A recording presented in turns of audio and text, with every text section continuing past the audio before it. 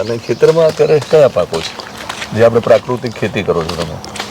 ખજૂર છે, પેલી બાજુ આંબા છે, થોડા આંબામાં પણ અલગ અલગ છે, કેટલીક ટેટી શક્કર ટેટી જે કહે છે એ છે, તરબૂચ અને મગફળી છે, બધા અલગ અલગના શાકભાજી છે કેટલાક જે રોજબરોજ પ્રાકૃતિક રીતે ખાવા માટે, ખાસ કરીને ઘર આજુબાજુ મિત્રો બધા એનો ઉપયોગ કરતા. હજુ વેચવાનું શાકભાજીનું નથી કર્યું, એ બધા એનો ઉપયોગ જ કરે છે બધા.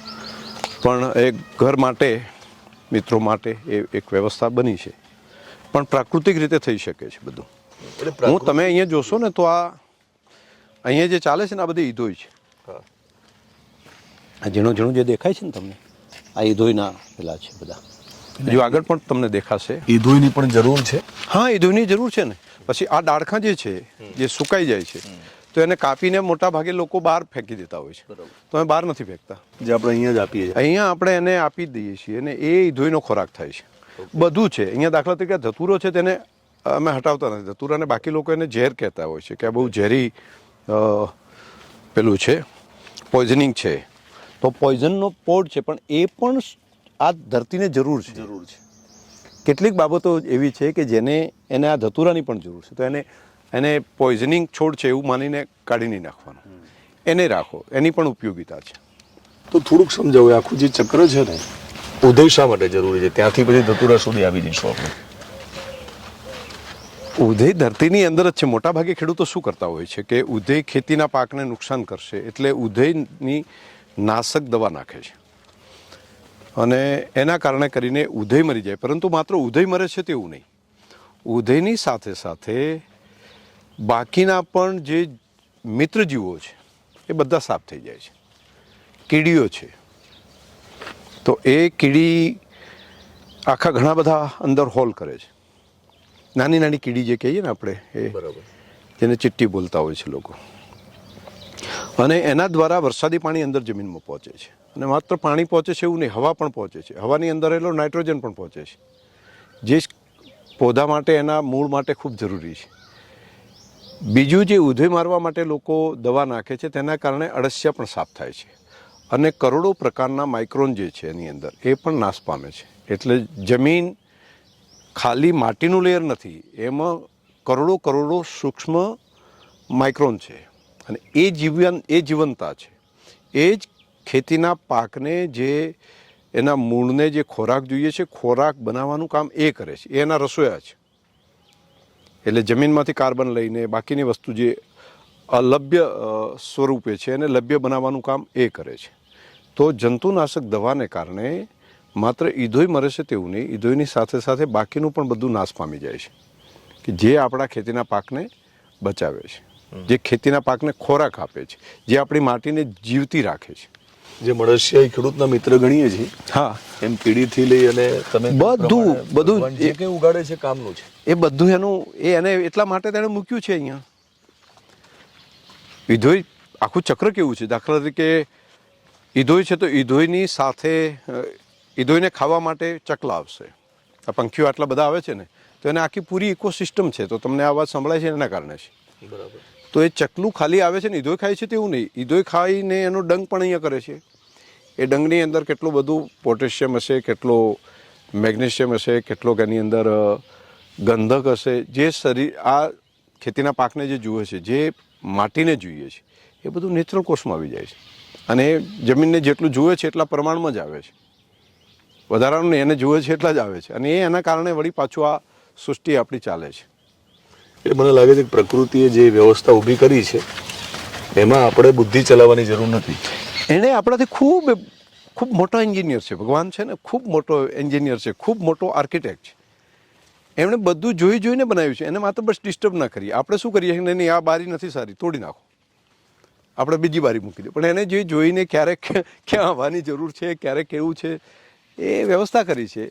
માનવે સિમેન્ટ કોન્ક્રીટના જંગલ બનાવીને હું હજુ આટલો ઊંચો રહું, હું હજુ આવડું મોટું બનાવું, હું જ્યારે એકબીજાને એણે આવું બનાવ્યું છે તો હું આવું બનાવું, આણે આવું મકાન કર્યું છે તો હું પણ આવું મકાન કરું, એણે આવી ગાડી લાવી છે તો હું પણ આવી ગાડી લાવું. એ મને લાગે છે કે સૌથી મોટું દુઃખનું કારણ એ છે. જેને માણસ એવું માને છે કે એ સુખી થયો છે, એ સુખી નથી થઈ રહ્યો. પોતાની નવી પેઢીઓ માટે એ આફત ઓરી રહ્યો છે. જો આ છે ઉદયનો પેલો રાફડો છે ને, આ નેચરલ જ થઈ ગયું છે. ઓકે, એણે બનાવ્યું છે. હવે આને ખાવા માટે આજુબાજુથી કીડીઓ આવશે, પંખીઓ આવશે, અને એ ઉધોઈને ત્યાંથી કંટ્રોલ એને જોશે એટલું. જેટલું સૂકું લાકડું છે એ ખાશે. ઉધોઈ નવા લીલા લાકડા ઉપર ક્યારે જાય છે, લીલું ક્યારે ખાય છે? જ્યારે એને સૂકું ન મળે ત્યારે. વાહ. તો તમે સૂકા લાકડા જે તમે કાર્બન તરીકે અંદર નાખો, આ બધે તમે જોશો ને તો લાકડા પડ્યા છે સૂકા, જે રાખ્યા જ છે, એ એના ખોરાક માટે છે. અને એ આખું ખાતર બની જશે. તેને ખાતર કહીએ ને, એના માઇક્રોન બધા બની જશે. હવે આ માટી છે સૌથી સારી માટી છે. બિલકુલ. આ માટી ધોઈ જે બનાવી છે એ માટી ફરી પાછી ખેતીના પાકમાં જશે. આમાં ઘણું બધું આવી જશે. એને આખી પ્રોસેસ કરી છે એ ધોઈએ, અને પ્રોસેસ કરેલી માટી છે. તો એને આ તમે સામે જોશો ને, અહીંયા હું તમને બતાવું. આ ઉધોઈનો આખો રાફડો તૈયાર થયો છે. આપણે નીચેનું પણ બતાવી દઈએ કે જે સુકાઈ ગયેલા જે ડાળખાઓ છે, હા, એ બધા અંદર જે ઉદયનો ખોરાક છે, એ ઉધોઈનો ખોરાક છે. ને બાકી પણ બધા પંખીઓ તમે જોશો કેટલા બધા એના પગ છે. બીજું જે પોચું પોચું દેખાય છે ને, જે ચાલેલા, એ પણ બધા અંદર એવા અળસિયા છે, બાકી બધા છે, એમણે બનાવ્યું છે. હું તમને આવો અહીંથી બતાવું. આ ઉધોઈનો રાફડો આ નીચેથી જ ઉધઈએ શેકા મારી કમર સુધી પહોંચે ને એવડું મોટું આ પેલું બની ગયું છે રાફડો. અહીંયા પણ છે, સામે પણ તમને દેખાય છે. તો આ જમીનનું પાણી જે છે એ જમીનમાં ઉતારવાનું કરશે. એટલી માટીને એણે કાઢીને બહાર લાવી. ઓકે. અને એ માટી ખાલી માટી કાઢી છે એવું નહીં, એના મોંથી તૈયાર કરીને કાઢ્યું. એક એની આખી કોલોની છે, આખી સોસાયટી છે. એમાં એક રાણી હશે, એને આદેશ આપ્યો હશે. એ પછી એની જે બાકીની જે સૈનિક જે ઉદય છે એ બધાએ કામ કર્યું હશે, મજૂર ઉદય છે એને કામ કર્યું હશે. એની પણ એક જીવ સૃષ્ટિ છે આખી. હવે એને ખતમ ન કરી શકાય, એને મારી ન નખાય. અને આમાંથી હવે ધીમે ધીમે પંખીઓ આવશે, અને આ જે હોલ પાડ્યા છે ને એ ખાવાનું એમણે ચાલુ કર્યું છે. હવે આ પાણી અને આ પાણી કેટલા સુધી, અને 2 ફૂટ હશે એવું નહીં, 8-8, 10-10 ફૂટ સુધી હશે. તો વરસાદી પાણી જે વહી જાય છે એને જમીનની અંદર ઉતારવાનું કામ, નિતાર કરવાનું કામ આ ઉદય કરે છે. બીજું કોઈ નુકસાન નથી કરતી. આ છોડ તમે જુઓ ને, આટલો મોટો થઈ ગયો છે, એને કોઈને કશું નુકસાન નથી કરતી. તમે જુઓ અહીંયા નથી ચડી. આ લાકડા છે ને સૂકા છે ને તો એ નથી ખાતી. અંદરના બીજા ખાવાની તો વાત બાજુમાં રહી. એને અહીંયા જ મળી રહે છે. તો એ શું કામ વધારે મહેનત કરવા ત્યાં જાય? અને એને સૂકું, એનો ખોરાક સૂકું છે. સૂકું ન મળે, ભૂખે મરતું હોય તો જ એ લીલાને ખાવા જાય.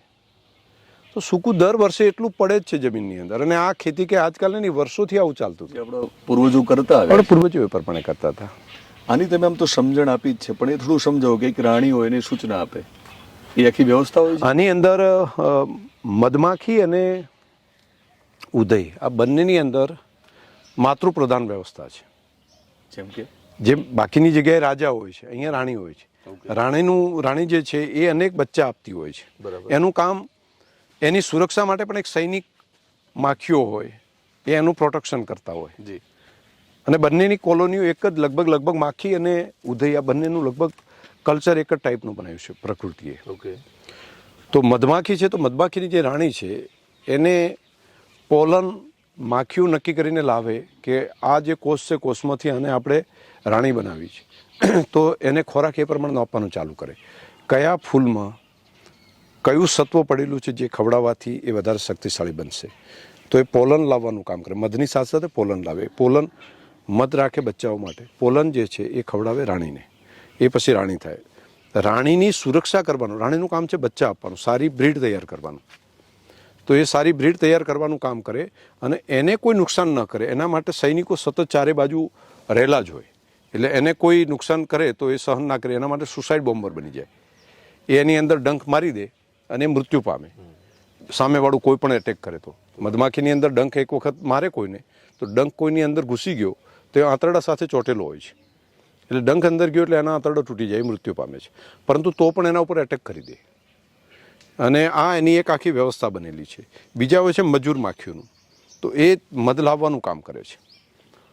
અને વધારે જ્યારે જરૂર પડે ત્યારે સૈનિક જે માખીઓ હોય એ પણ ત્યાં સંખ્યા ઘટાડીને ફરી પાછી મજૂર માખીની જેમ જઈને લઈ આવવાનું કામ કરે છે. એટલે જનરલ એક પરમાનન્ટ એક મિલિટરી, અને એક એ મિલિટરી જ્યારે ફ્રી હોય ત્યારે બાકીનું કામ કરવાની વ્યવસ્થા પડે. સેમ એમાં છે. હા, સેમ આની અંદર છે. એની અંદર એન્જિનિયરિંગ પણ તમે જુઓ ને, મધમાખીની અંદર શું હોય છે, તો કઈ જગ્યાએ ફૂલ છે તો એનો ડ્રાફ્ટ ઉડતા ઉડતા ડિઝાઇન બનાવે છે. એ ડાન્સ જે પ્રમાણે કરે ને, માખીનો મધ પૂડે ને એની ઉપર ડાન્સ કરતી હોય, અને ડાન્સ કરીને સામે આખો મેપ એને બતાવે કે અહીંથી આટલા દૂર, અહીંથી 200 મીટર 500 મીટર દૂર આ જગ્યા ઉપર આવું ફૂલ છે, ત્યાં આગળ જાઓ, ત્યાં તમને મધ મળશે. તો એ ડાન્સ કરીને બતાવે અને પછી એ ઉડે, બાકીની બધી પણ સાથે સાથે અલગ અલગ જગ્યાએ પહોંચે છે. આ એક અદ્ભુત ઈશ્વરે એની અંદર ખૂબ સમજણ આપી છે. આપણને એવું લાગે છે કે મગજ માત્ર માણસનું છે. જ્યાં આપણે પહોંચી નથી શક્યા ત્યાં સુધી આ લોકો આ પહોંચી ગયા છે. બધા એ જંતુઓ પણ પહોંચી ગયા છે. તો શંકરભાઈ, એને ઓબ્ઝર્વ કરીએ ને તો ધ્યાનમાં આવે, રોજે રોજનું ઓબ્ઝર્વ. બહુ મજા આવે છે આ બધું કરીને. હા હા, તો એક જીવતી યુનિવર્સિટી કહેવાય એનાથી પણ ઉપરનું છે, જે એક ઘટના એકની અંદર તમે બહુ ઘણું બધું શીખવા મળે છે. આપણને પોતાને શીખવા મળે કે નહીં, આપણે માણસ સાચા રસ્તે છે, ખોટા રસ્તે છે. ઓકે, તો ઉદયમાંથી જે શીખવાનું છે શીખીએ, મધમાખીમાંથી જે શીખવા. આ જો તમે કીડીઓ છે ને, આ નીકળી રહી છે બધી કીડીઓનો, આ લાઈન આખી ચાલે છે ને, હવે ક્યાં જાય છે, ક્રમશઃ બધા જશે. અહીંથી તમે જોશો ને, આ સળંગ લાઈન છે બધી, આવી કરોડો કરોડો કીડીઓ આ જો આ પોતાનો ખોરાક લઈને જાય છે. એ સામેથી જાય, એકબીજા ઝઘડતા નથી, અને નક્કી કરેલા રૂટ ઉપર છે. અહીંયા પણ નથી, જુઓ, અહીંયા પણ નથી જતી. એ એને રૂટ આઈડેન્ટિફાઈ કરેલો છે. એ આઈડેન્ટિફાઈ કરેલા રૂટ ઉપર તે સલામત રૂટ છે, એના ઉપર જ જશે. અને ક્યાં જશે તો એક બે નહીં હોય, ખૂબ દૂર સુધી ત્યાં જશે. થોડી કીડીઓ બતાવી શકે તો ક્લોઝ થઈ શકે. કીડીઓનો તમે પેલું જોશો તો ધ્યાનમાં આવશે તમને. આજે આખો રૂટ ઉપર જઈ રહ્યા છે. તો શંકરભાઈ, કીડીઓ, મધમાખી આ ખેતીના પાક માટે આ ખૂબ જરૂરી છે. આ કીડીઓને જંતુનાશક દવા નાખીને જે લોકોએ મારી નાખી એટલે આપણી જમીન મરી ગઈ. તો આની પણ જરૂરિયાત છે. તો શંકરભાઈ, કુળદેવીને જેટલું માનીએ છીએ એટલું કીડીઓને માનવું જોઈએ ને ખેડૂતોએ તો. હા, કીડીઓ જે છે આ બધું પ્રકૃતિનો જ ભાગ છે, અને પ્રકૃતિની જ પૂજા, પ્રકૃતિની પૂજા થાય એ તો માનું સ્વરૂપ છે. એને તો બચાવી છે આપણી પેઢીઓને. મિત્રો, આપણે કુળદેવીને જેટલું માનીએ છીએ તો મને લાગે છે કીડીઓને એટલું જ માન આપીએ. આપણા પૂર્વજો કીડિયારું પૂરતા. નાના બાળકને જેને કહેતા દાદા છે ને, આંગળી પકડીને એને લઈ જતા કે લે બેટા કીડીઓને પૂર. તો એને મનમાં ત્યારથી પ્રશ્ન થાય કે કીડી પાસે તો કંઈ લેવાનું નથી, છતાંય મારા દાદા મને કીડિયા નગરું પૂરવા શું કામ લઈ જાય છે. તો એને સંસ્કાર આપવાની પ્રક્રિયા આપણે ત્યાં હતી, આપણે ધીમે ધીમે તોડી નાખી. હવે આંગળી પકડીને કોઈ દાદા પોતાના પોતાને કીડિયા નગરું પૂરવા લઈ જાય એવું બહુ ઓછું છે. માં કહેતી તું જા બેટા, રોટલી છે ને ગાય માટે ખવડાવી દે, એક કૂતરા માટે ખવડાવી દે. તો એ સંસ્કારો હતા. પહેલી રોટલી ભૂખ્યો થયો ને દીકરો તો પણ એમ કે આ ગાયની છે. તો સવારે વહેલા પ્રભાત ફેરી ફરતા હોય ને ત્યારે મુઠ્ઠી ભરીને અનાજ આપવાની વ્યવસ્થા, પ્રક્રિયા આપણે તે બની હતી. આ તો ભારત છે, આ તો રિયલ ઇન્ડિયન સોફ્ટ પાવર છે. જે આપણે કહીએ ને ભારતીય સોફ્ટ પાવર શું, તો આ છે. દુનિયા માત્ર ભૌતિકતા, હું ભેગું કરું ને એની પાસે કોઈ કામ આવવાનું જ નથી, અને એને નથી આવવાનું, બીજાને નથી આવતું. માત્ર જે શક્તિશાળી છે બીજાનું શોષણ કરે છે. એ બીજાની પાસેથી, અમેરિકા દેશ છે તો એ આખું દુનિયાની પાસે, એની પાસે સૌથી વધારે હોવા છતાં પણ એમ માને છે કે હજુ ગરીબ દેશોની પાસેથી વધારે ભેગું કરીને મારે તે લાવવું, લૂંટી લેવું છે. તો એ એની વૃત્તિ છે. ભારત એવું નથી વિચાર્યું. આપણા તો આ સંસ્કાર છે. આ દુનિયાને આવી બનાવવી જોઈએ, પરંતુ એના માટે શક્તિશાળી પણ બનવું જોઈએ. જ્યારે શક્તિશાળી હોય તો જ એની વાતને કોઈ સ્વીકાર છે. જે શક્તિ વગરનો વ્યક્તિ હશે કે રાષ્ટ્ર હશે તો તેનું તત્વ ભલે ને ગમે એટલું ઊંચું હોય તો પણ એને કોઈ સ્વીકારશે નહીં. તો એ માટે ભારતે સશક્ત બનવું, આર્થિક પણ સશક્ત બનવું પડે, જ્ઞાનથી પણ સશક્ત બનવું પડે, તો દુનિયાને આપણે પેલું કરી શકીએ. તો શંકરભાઈ, કીડીઓનો જે રસ્તો છે એક નક્કી છે કે એ જ રસ્તે ચાલવાનું છે. તમે કીધું પ્રમાણે ઉદય પણ આપણને ઘણું બધું શીખવાડે છે જીવનમાં. પણ માણસ છે ને, જેને ભગવાને મન અને બુદ્ધિ આપ્યા છે, બીજાને નથી આપ્યા, પશુઓને, એનો દુરુપયોગ કરે છે. અને કેટલીક રીતે તમે કહ્યું ને કે ભાઈ ખોટા ભૌતિક સુખની પાછળ, અને તમે કહ્યું કે સુખ અને દુઃખની પણ હમણાં તમે વાત કરી, એની સમજણ ન હોય, એના કારણે એનું મન ઉદયની જેમ ખવાઈ જાય અને પછી જે આખી સમસ્યા શરૂ. તમે જો આ બે વસ્તુ તમને બતાવું, બહુ મજા આવશે. આ જેને ફંગસ કહેવાય, જો તમારી માટી સાચી છે કે સારી છે કે કેવી છે એ આના ઉપરથી ખબર પડે. આ જો તમારી માટી જીવતી છે તો આ ફંગસ જે દેખાય છે તમને, આ મોટા ભાગે ચોમાસાની અંદર જ થતા, વરસાદ હોય અને ખૂબ સારી જમીન હોય ને ત્યાં બિલાડીની ટોપ જે કે ને એ નીકળે. આ ઉનાળાની સિઝનમાં, આજે ઉનાળો છે, ઉનાળામાં પણ આ ધરતી ઉપર આ નીકળે તો તમારે એવું સમજવું કે તમારી માટી જીવતી છે. આનો કાર્બન 1.5% ઉપરનો હશે. અહીં પોષક તત્વો બધા હોય તો જ પ્રકૃતિ એને ઉગાડે. નહીતર પછી આ વસ્તુ ન ઉગી શકે. એટલે આ ધરતી હવે જીવતી થઈ ગઈ છે. આ સાબિતી છે, એની સાબિતી. ધરતીમાંની તંદુરસ્તી માટે શંકરભાઈ શું શું કર્યું તમે જ્યારથી આ એક સમજણ આવી ખેતી માટે? એક તો જંતુનાશક દવા નાખવાનું બંધ કર્યું છેલ્લા 7 વર્ષથી. રાસાયણિક ખાતર નાખવાનું બંધ કર્યું. ઓકે. ડીએપી, યુરિયા કંઈ પણ આ ખેતરની અંદર મેં છેલ્લા 7 વર્ષમાં નથી નાખ્યું. ત્રીજું, એને પોષક તત્વો જે જોતા હતા હોય એને જીવામૃત જે કહેવાય, દેશી ગાય છે, ગાયનું ઝરણ, એનું ગોબર, એનો ગોળ, પછી પ્રોટીન માટે આટો થોડો લઈને ચણાનો, અને એક ચોખ્ખી માટી, મોટા ઝાડની નીચેની શેઢા ઉપરની માટી જેની અંદર બેક્ટેરિયા બચ્યા હતા એ લાવીને અંદર નાખ્યા. એની પ્રોસેસ કરી 48 કલાક સુધી એને સમયાંતરે હલાવ્યું. અને એ પછી ધીમે ધીમે આની અંદર જવા દેવાનું, પાણીની સાથે ડ્રીપ સાથે અમે મોકલવાનું ચાલુ કર્યું. પ્રાકૃતિક ખેતી શરૂ કરી તમે શંકરભાઈ, એ પહેલા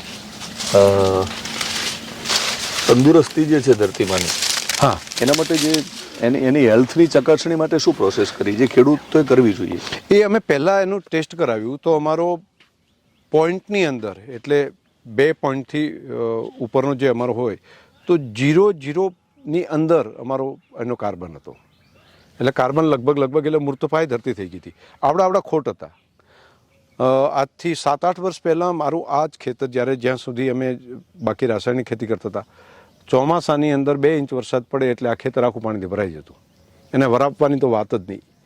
એટલે પાછળનો જે નીચાણો ભાગ છે એની અંદર તો પાણી એટલા સુધી રહે કે અમુક ટાઈમે દિવાળી સુધી પાણી ભર્યું રહે, પાણી અંદર જતું જ નહીં.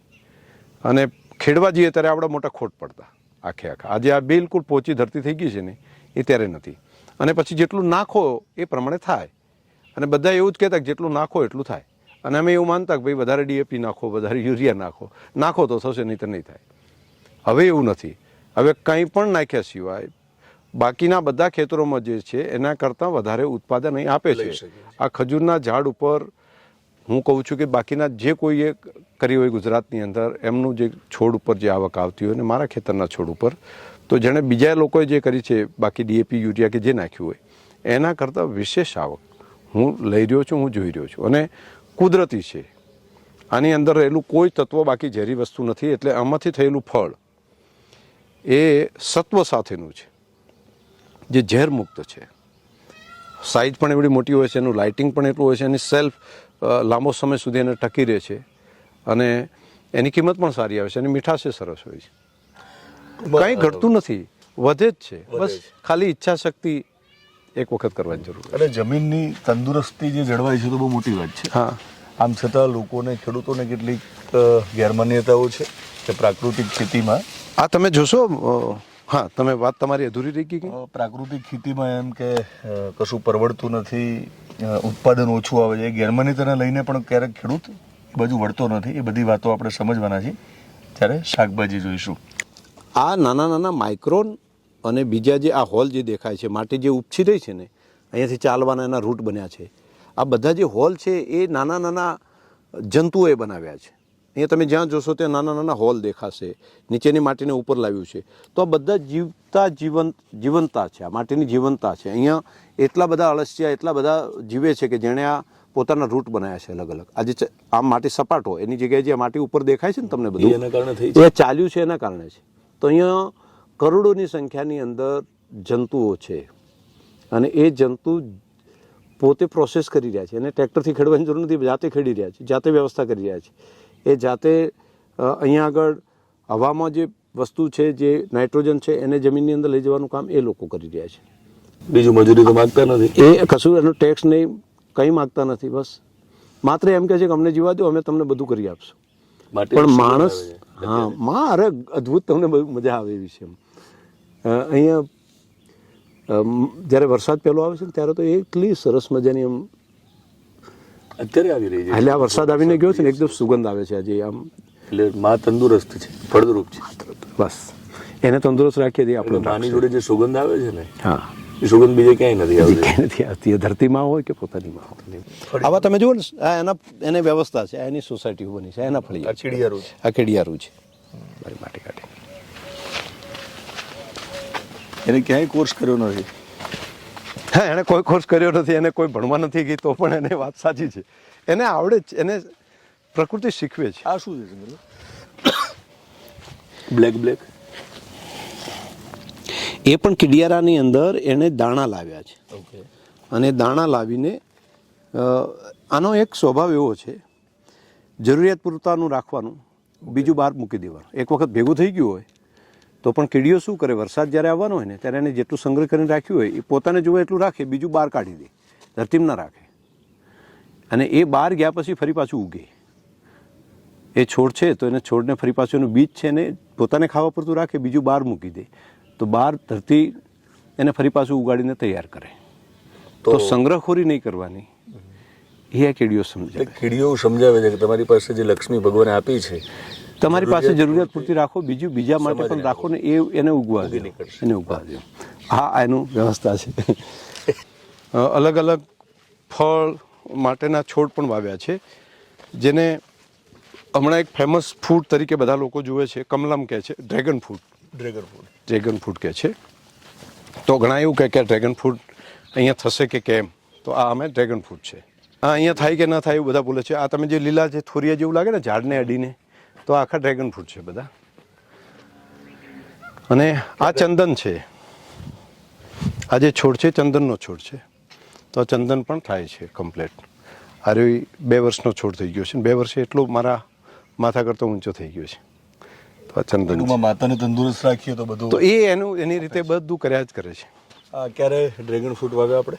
હવે એને 1 વર્ષ જેટલો સમય થઈ જશે. અને આ વર્ષે તો એના ફ્રૂટ આ જુઓ ને બહાર આવી ગયા નહીં, હવે આનાથી આમ નીચે આવવાનું ચાલુ કરશે, એટલે આ વર્ષે ફ્રૂટ એને આવી જશે, એટલે બીજા વર્ષે તેનો ફ્રૂટ કમ્પ્લીટ બેસી જશે. આ ટ્રાય ઉપર કર્યું છે એકદમ, આપણે જેમ થોર હોય ને ખેતરમાં, બસ એની જ પ્રજાતિ છે. ઓકે. તો પછી ખેતરમાં એ થતું હોય તો આ થાય જ ને? આ બધું થાય ને, બધે થાય. શેડા ઉપર કરશું તો એ થશે. અને બહુ કિંમતી ફ્રૂટ આવ્યું છે, એકદમ ન્યુટ્રિશનવાળું છે, હાઈ ન્યુટ્રિશન સાથેનું છે.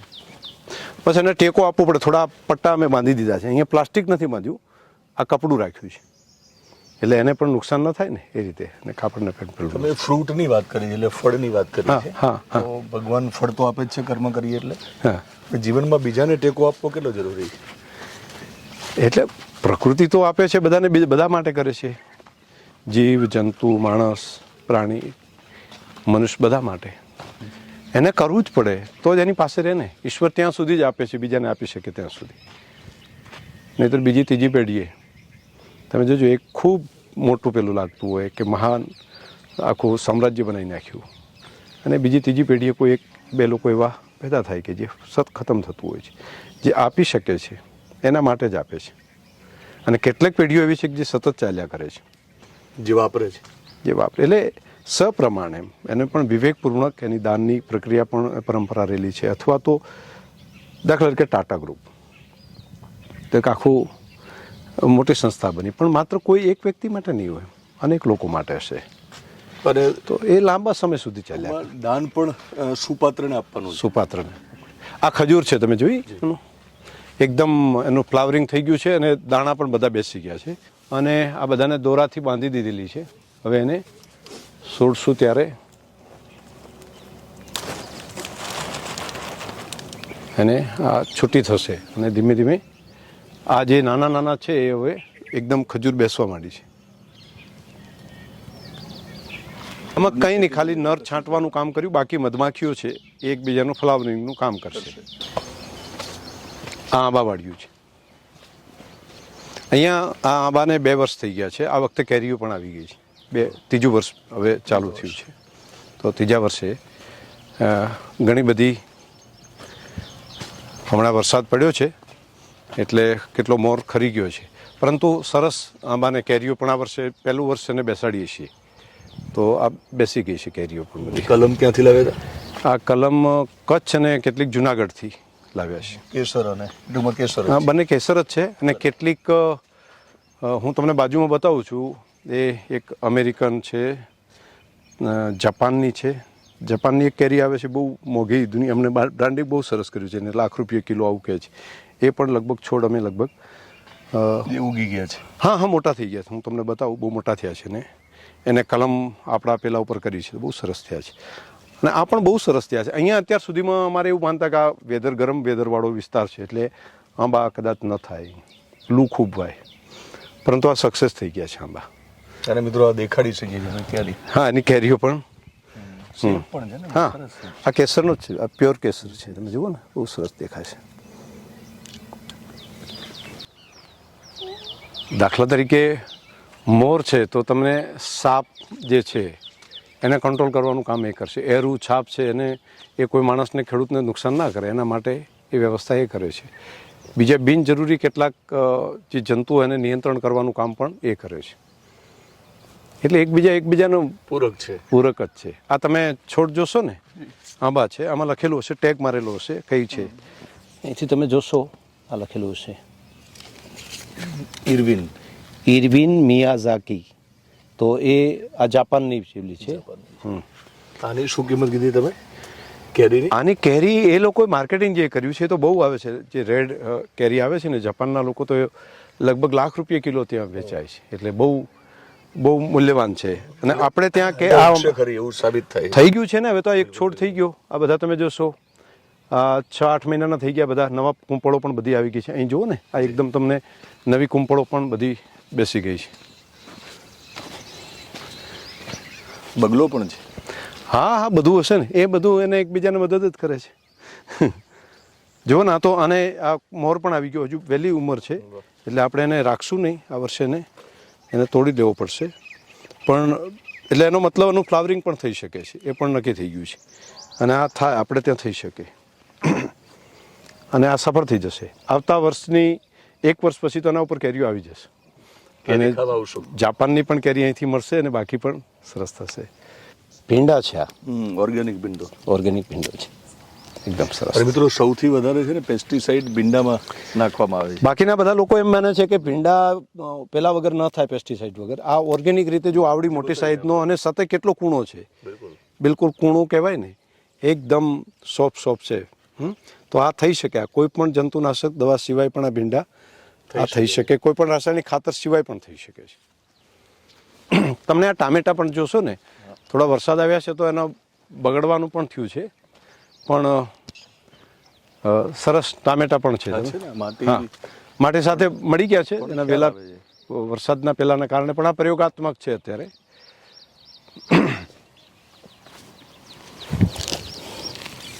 પણ તમે આ ઝુમખા જોશો ને આખા, તો એકદમ એકની અંદર એક ડાળીમાં ઘણા બધા આવ્યા છે. તમે જોશો ને ઝુમખા, આ પડી ગયા, તૂટી ગયા છે, પણ અનેક તમને દેખાશે. ઝુમખા સાથે રસવાળા છે. આ અમે આજુબાજુના બધા અમારા ભાગ્યા જે ખેતરમાં છે એમના માટે પ્રાકૃતિક કર્યું છે, અને આજુબાજુના પડોશીઓ માટે, મિત્રો માટે. હા, એને બહારથી ના લાવવું પડે એટલા માટે આ વ્યવસ્થા કરી. આ ગુવાર છે, ગુવાર ફળી, અને કેટલી સરસ આવી છે. જુઓ ને, આખી ઝુમખા છે. બિલકુલ, બહુ નજીકથી બતાવી. એકદમ આટલું સોફ્ટ થઈને. આ બધા જુઓ ઝુમખા આખા આવ્યા છે ને નવા. એનું આ નવું ફ્લાવરિંગ પણ બેસી રહ્યું છે. બધી જગ્યાએ તમને સરસ દેખાશે. આ તમારા પિતા, તમે કહ્યું કે એક આત્મા એવો હતો કે જે 100 વર્ષ જીવીને ગયા અહીંયા. હા, આજકાલ કેન્સરનું મિત્રો પ્રમાણ બહુ છે, અને એના માટે મને લાગે છે કે જે રીતે આપણે શાકભાજી ખાઈએ છીએ રાસાયણિક ખાતર અને જંતુનાશક દવાના ઉપયોગમાં એનાથી ઉગાડેલું, એની સામે પણ જે લડત છે કેન્સર સામેની, એ લડતને જીતવા માટે પણ પ્રાકૃતિક ખેતી કેટલી જરૂરી છે? હા, આ ધરતીમાં નાખેલી બધી વસ્તુ, અત્યારે યુરિયા હોય તો ધરતીમાં નાખો, એ મૂળ દ્વારા છોડ સુધી પહોંચે. છોડ સુધી પહોંચેલું એ પછી શાકભાજી સુધી પહોંચે, ફળ સુધી પહોંચે. એક ખોરાક આપણે ખાઈએ તો એ ઝેર છે, એ તો બોડીની અંદર આવવાનું છે, અને એ હવે ધીમે ધીમે એ પ્રસરતું થયું છે. એના કારણે હું માનું છું કે કેન્સર સૌથી વધારે થવાનું જે કારણ છે એમાંનું એક કારણ ખોરાક છે. અને જે પ્રમાણ જ્યારે વધી રહ્યું છે ચિંતાજનક રીતે, તો હવે પ્રાકૃતિક ખેતી તરફ વળવું જ પડે. એ કરવું જ પડે. તમે શાકભાજી લો છો તો એ ઝેરવાળી શાકભાજી ન ખવાય. કમસે કમ સૌથી પહેલી પ્રાયોરિટી પોતાના ખોરાક માટે તો હોવી જોઈએ ને. તમે બ્રાન્ડેડ કપડાં નહીં પહેરો તો ચાલશે, તમે સારી ગાડી મોંઘી નહીં હોય તો ચાલે, પણ પોતાના સંતાનોને ઝેર વગરનું ખોરાક તો ખવડાવવું પડશે ને, તો એ લાંબુ આયુષ્ય તો લાંબુ જીવશે, રોગમુક્ત જીવશે. આમ તો ખેડૂતની જવાબદારી છે કે આખા સમાજને ખવડાવે, પણ કમસે કમ ખેડૂત નક્કી કરે ને તો પોતાના માટે તો કરી જ શકે. હા, એટલે અમે બધા અત્યારે ટ્રાયલ બેઝ ઉપર કર્યું અને સફળતા મળી છે. હવે અને માસ સ્કેલ ઉપર પણ અમે કરવા જઈ રહ્યા છીએ કે આ ઝેરમુક્ત બધી વ્યવસ્થા કરી શકાય. પેલા વિસ્તારમાં બાકીના ખેડૂતોને જોડીને કરશો તમે? હા, કરી રહ્યા છે અમે. ઘણા બધા ખેડૂતોએ ચાલુ પણ કર્યું છે અને રાજ્યભરની અંદર ખૂબ લોકો જોડાયા છે. આ એક નવું પ્રકારનું ઘાસ છે. લોકોને બુલેટ ઘાસ કહેતા હશે, પણ આ બુલેટ ઘાસ નથી. બ્રાઝિલમાં જે મોટી ક્રાંતિ થઈ છે એમાં બે કારણો છે. એક ભારતની ગીર ગાય કે અહીંથી લઈ ગયા, એની નસ્લને ઠીક કરી, અને બીજું એક આફ્રિકાની અંદરથી આ ઘાસ લાવ્યા. આ ઘાસ 18% જેટલું આમાં પ્રોટીન છે. જેમ રચકો હોય ને એનું પ્રોટીન હોય ને એ છે. અને કંઈ કર્યા વગર એક વખત આ એક દાણો અમે વવડાવી દીધો, એની અંદરથી આ તૈયાર થઈ ગયું છે. અને એટલું સોફ્ટ છે, એમાં કાર્બન ફાઈબર એ પણ મળે છે, પણ વધારાનું ફેટની સાથે સાથે 18% જેટલું પ્રોટીન મળે છે. હમણાં જ આનો ટેસ્ટ પણ અમે કરાવડાયો. તો આ ટ્રાયલ વેજ ઉપર અમે અત્યારે કર્યું છે. આના ઉપરથી હવે આના ભોથા લઈને અમે બીજા ખેતરમાં લઈ ગયા છીએ અને હવે બાકીના ખેડૂતોને આપવાનું અમે ચાલુ કર્યું છે. તો આ એક વખત વાવ્યા પછી 10 વર્ષ સુધી કોઈ માથાકૂટ જ નહીં. ખેડવાનું બીજું ત્રીજું કંઈ નહીં, ઉગ્યા જ કરશે. એને મહિને એને કાપણી થાય છે, એ કાપવાનું અને કાપીને એટલા ન્યુટ્રિશનવાળું સારું આ ઘાસ છે. આફ્રિકાનું ઘાસ છે. આ આફ્રિકાએ બ્રાઝિલમાં લઈ ગયા અને બ્રાઝિલની અંદર જે અત્યારે મોટી ક્રાંતિ જે તેની ગાયનું, એ મોટા ભાગનું ખોરાક આ જ ખાય છે. 3 પ્રકારના મોટા ઘાસ છે, એમાં સૌથી સારું ઘાસ જે હતું એ આ છે. આ ઘાસ જે છે એ માનો કે પશુઓ તો ખાશે જ, એનાથી ઉત્પાદનમાં દૂધમાં ફરક પડશે, પણ આ ઘાસ ઉગવાથી જમીનને કેટલો ફરક પડે? જમીનને એક તો ઉનાળાની ગરમીમાં એને ટાઢક મળશે. અને મેં અત્યારે વાવવાનું કારણ એવું છે કે મારે આંબા છે, તો અમારે પશ્ચિમની દિશાથી પવન આવે તો અહીંયા લૂ આવતી હોય છે ગરમ, તો આ છોડ આવડા થઈ જશે. હવે આ મહિનાની અંદર તો લૂ જેવી વાસશે તો આ આંબાને પ્રોટેક્શન મળશે. તો આ નાના બચ્ચા છે, પહેલું વર્ષ છે ને, તો એને બચ્ચાને જેમ નહીં નાનું બાળકને જેમ ઉછેરીને રખાય, તો એને બહુ ગરમી પેલું ના આવે, તો એને પહેલું 1-2 વર્ષ છે તો એને થોડી ઠંડક સાથેની હવા આવશે, લૂને થોડી રોકશે, તો 1 વર્ષમાં સર્વાઈવલ થઈ જશે. બહુ વધારે ગરમ પ્રદેશ છે ને એટલા માટે આ કરવું પડે એના માટે. તો બંને કામ થશે, ઘાસ પણ મળશે હવે ઉનાળામાં, અને હવે તો આ બહુ મોટું થઈ જશે, એકદમ 5-6 ફૂટથી વધારે થઈ જશે. જ્યાં સુધી નાના છોડ છે આંબાના ત્યાં સુધી એની કાળજી લેવી પડે. હા, આવો. પ્રાકૃતિક ખેતીનો પહેલી વાર વિચાર ક્યારે આવ્યો શંકરભાઈ? મેં 2-3 જગ્યાએ ભાષણો સાંભળ્યા હતા અને એની અંદરથી મનમાં આવ્યું, મારા મનમાં અલગ અલગ યુટ્યુબ ચેનલોને એની અંદરથી જાણ્યું, અને પછી એનું લેબ અમે બનાવી છે, એક આધુનિક લેબ, અને લેબની અંદર પછી ટેસ્ટિંગ કરાવ્યું. તો ધ્યાનમાં આવ્યું કે માટી તો બધી મરી રહી છે, તો માટી જ જો મરી લેશે તો પછી બાકીનું શું કરશો તમે? અને થોડું સાફ કરીને ખાઈ શકાશે અને હાથથી થોડું. અને માટી છે ઝેરવાળી નથી, એટલે ડાયરેક્ટ ખાવામાં કંઈ નો પ્રોબ્લેમ. તો પ્રસાદ છે માતાજીનો. હા, ધરતીમાનો ખોરાક છે, એનો પ્રસાદ છે, અને રસવાળું હશે એકદમ. આ પણ સારું છે, આ તમે લો ને, આ વધારે સારું લાગશે, એકદમ ફ્રેશ છે.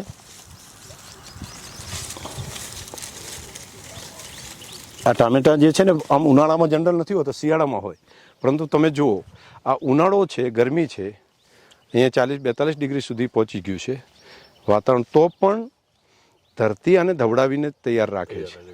તો મિત્રો, આ ટમેટા છે ને, શંકરભાઈ પ્રમાણે સાબિતી કે શિયાળામાં જે રીતના જોવા મળે, આપણે કહીએ કે ભાઈ ટમેટા જેવો ચહેરો છે, લાલાશ છે, એ અહીંયા જોવા મળે છે. એટલે આ પ્રાકૃતિક ખેતીના ફાયદાની વાત કરીએ તો મને લાગે આ બહુ મોટું ઉદાહરણ છે. હા, એકદમ છે ને. અત્યારે આ તમે લસણના છોડ વચ્ચે મેં વાવ્યા છે, આ તમે જોશો ને તો પણ કેવડા મોટા થઈ ગયા છે એકદમ. આની સાથે બંનેને ક્રોસ કર્યું છે અમે, લસણના છોડ પણ એની સાથે. હા, અમે આની અંદર તમે જોશો તો આ ટેટી છે, રસ હશે એની અંદર, સાદા ટમેટાનો રસ અંદરથી નીકળશે. ખરેખર કેવું લાગ્યું ટેસ્ટ? ઘેર તમે ખાઓ છો બાકીને આમાં? મિત્રો, હું પણ ગામડામાં મોટો થયો છું, એટલે આ ઓરિજિનલ જે ટેસ્ટ પેલા આવતો આપણે એ ગાયબ બધું જે આવે છે આમાં. હા, એકદમ રસ અંદરથી દેખાય ને, એનો ટેસ્ટ ખાઈએ ને તો પણ આમ મજા આવે છે અંદરથી. એટલી મીઠાશ, ખટ્ટું મીઠું કેટલું સરસ લાગે છે.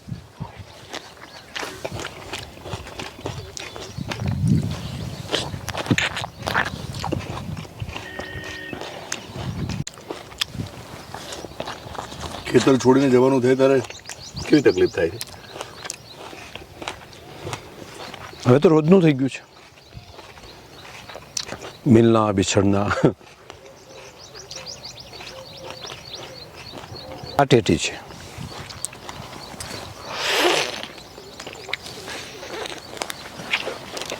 મિત્રો આ ટેટી બતાવીશું આપણે.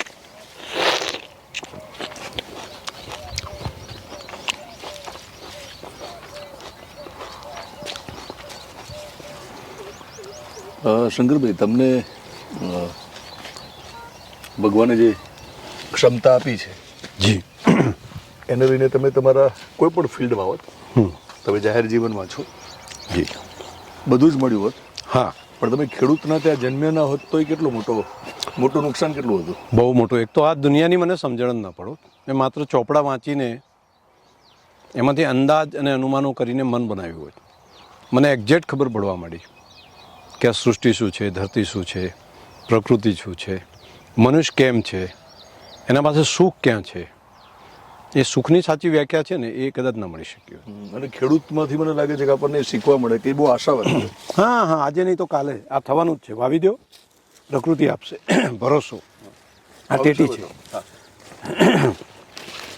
આ ટેટી છે, જેને લોકો સકર ટેટી કહે છે. બાકી બધા એવું માને કે આની અંદર તો દવા નાખે તો જ થાય, દવા જો નહીં માને. ઘણા તો બોલે કે એની અંદર ઇન્જેક્શન મારે ત્યારે જ મોટું થાય, અથવા તો મોડું આવે, અથવા મીઠાશ નહીં આવે. કંઈ કર્યા સિવાય અમે આ પ્લાસ્ટિક છે, તમે જોતા હશો, આ અમે ટાંકી રાખ્યું છે. એના ઉપર છોડ અહીંયા વચ્ચે વચ્ચે નાખ્યા એક એક. અંદર કોઈ જંતુનાશક દવા કે રાસાયણિક ખાતર કંઈ નાખ્યા સિવાય પાણી આપીને આ વ્યવસ્થા કરી છે. અને એક છાણ આપ્યું છે અમે, ગાયનું છાણ, અને ગૌમૂત્ર જે જીવામૃત કહેવાય ને એ અંદર આપ્યું છે. અને કેવડી મોટી સાઇઝ થઈ ગઈ છે, અને હવે આ માર્કેટમાં આવી જશે. બીજું આની વિશેષતા એ છે કે બીજી ટેટી જે કરે છે એ 4-5 દિવસમાં બગડી જાય છે.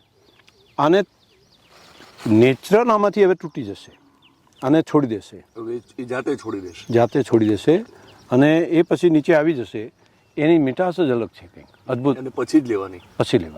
આ તરબૂચ છે, જે ઉનાળાની ગરમીની અંદર આમ જેને મીઠાશ, મધુરતા અને ઠંડક ત્રણેય આપે છે. એનું જ્યુસ પણ લોકો બનાવે છે ને તરબૂચ, લાલ તરબૂચ કાપીને ખાતા હોય છે. બહુ નજીકથી પણ બતાવીએ મિત્રો. હવે આ તરબૂચ જે છે એને એ ખાતા હોય, પણ ઘણી વખત એવું થાય કે એની અંદર કયું વસ્તુ નાખી હશે, એને પકવવા માટે કંઈ કર્યું હશે, અંદર દવા નાખી હશે. તો ઘણા લોકો એની અંદર જંતુનાશક દવા, કેટલાક તો એની અંદર એને મોટા કરવા માટે બીજી પણ વસ્તુ નાખતા હોય. આમાં કંઈ ડીએપી, યુરિયા કંઈ પણ નાખ્યા સિવાય આ તરબૂચ તૈયાર થઈ ગયું છે. અને તમે જોશો તો ઢગલા બંધ થયા છે.